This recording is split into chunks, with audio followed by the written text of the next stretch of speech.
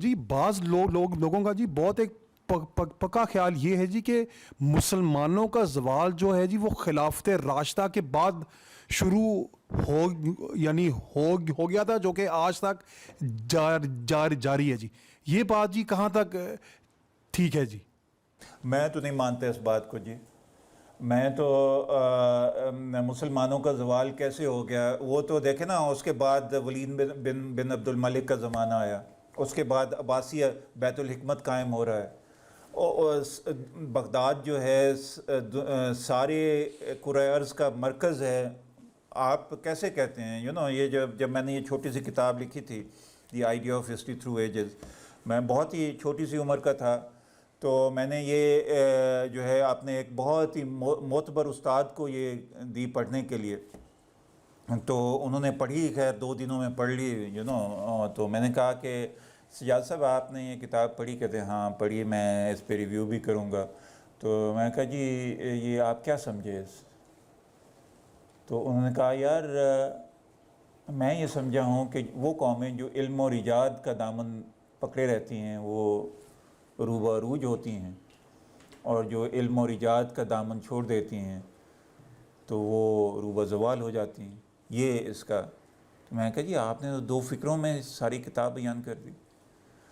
تو بات تو یہ ہے، بیت الحکمت کو آپ کیسے کہہ سکتے ہیں کہ بیت الحکمت قائم ہو رہا ہے، وہاں پہ دنیا جہان کے عالم فاضل لوگ آ رہے ہیں، وہاں پہ امام غزالی بعد میں آ رہے ہیں، مسکوے بعد میں آ رہے ہیں، امام ابو حنیفہ بعد میں آ رہے ہیں، یہ سبھی لوگ آ رہے ہیں، ابو علی سینا بعد میں آ رہے ہیں، تو کیسے زوال مطلب سٹارٹ ہو گیا؟ ٹرانسفارمیشن ہوئی. یہ لوگ جو ہیں ٹرانسفارمیشن اور ڈکلائن کو کنفیوز کرتے ہیں دوسرے. ٹرانسفارمیشن ہوئی، ایک سیاسی جو ڈسپنسیشن ہے. یہ علیحدہ بات ہے کہ خلافت راشدہ جیسا نظام پھر سے نہیں آ سکا، لیکن یہ کہنا جو ہے، میں تو اس سے اتفاق نہیں کرتا. مجھے جب تک کہ کوئی بہت واضح کوئی دلیل نہ ملے جو میں مان بھی جاؤں گا، پھر میں اپنا یہ خیال ریوائز بھی کر لوں گا. لیکن زوال تو جو ہے وہ 1857 تک مسلمانوں کے اوپر زوال نہیں آیا.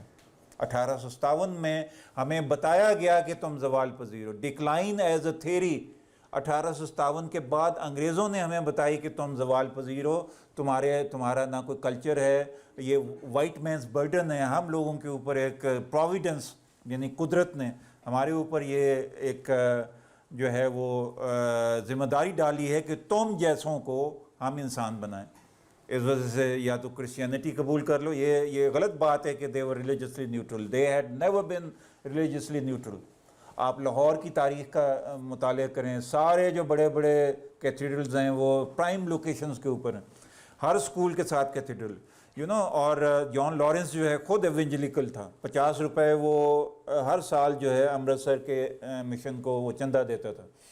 سو یہ 1857 کے بعد ہمیں یقین دلایا گیا کہ تم یار بس اب تمہاری چھٹی ہو گئی، اب تم انگریزی پڑھو، اب تم جو ہے نا وہ غزالی اور خلدون اور یہ فردوسی اور سعدی وغیرہ پڑھنا چھوڑو، اور اب تم Donne, Wordsworth, Shakespeare, T S Eliot یہ پڑھو، کیونکہ یہ صحیح علم ہے.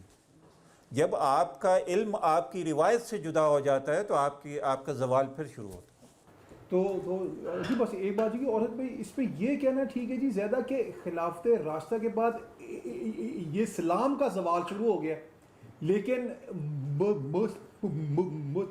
مسلمانوں کا جو ہے عروج مدمہ شروع ہو گیا، یعنی یہ 2 پیرالل گئے ہیں. یہ بات ٹھیک زیادہ؟ دیکھیں میری جو سمجھ ہے میں آپ کو بتاتا ہوں. اسلام جب عربوں سے باہر آیا، اسلام جب عربوں سے باہر آیا، عربوں میں یہ تھا کہ عرب کلچر اور عرب religion these two things corresponded with each other. ٹھیک ہے نا؟ کلچر بھی وہی تھا، اسی کلچر میں سے وہی زبان تھی، وہ سارا.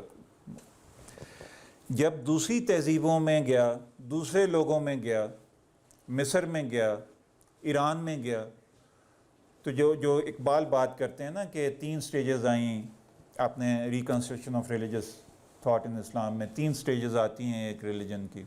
ایک بلائنڈ فیتھ کا زمانہ ہوتا ہے جو ہولی پروفٹ کے زمانے میں کہتے ہیں نا کہ صرف 12 سوال کیے گئے پوری زندگی میں. پھر ایک ریشنلائزیشن آف ریلیجن کا زمانہ آتا.